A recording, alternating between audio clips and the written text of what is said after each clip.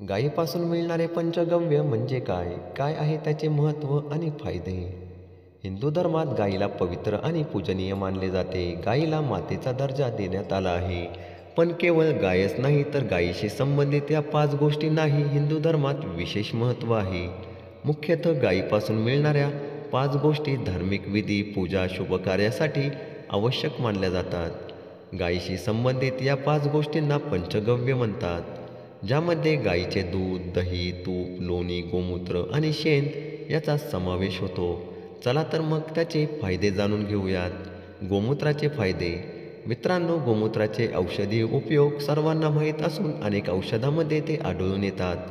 गोमूत्र हे वेदनाशामक असून रोगाणुनाशक आहे. गोमूत्राचे सेवन हे शरीरातील एखाद्या औषधासारखे काम करीत असून मधाच्या जोडीने घेतलेल्या इतर औषधांची क्षमताही वाढते. कर्करोग यासारख्या आजारावर देखील गोमूत्र लाभदायक ठरत असल्याचे म्हटले आहे.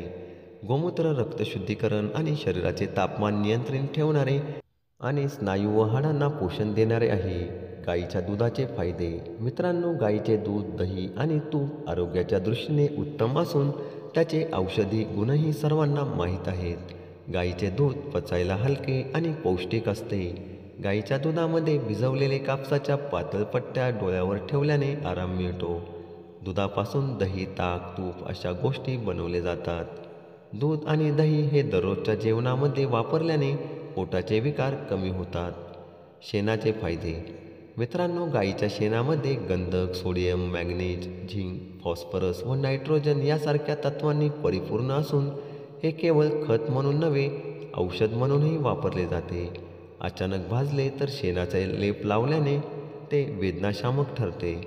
गायीच्या शेणाचा लेप अनेक त्वचा रोगांवरही उपयुक्त आहे.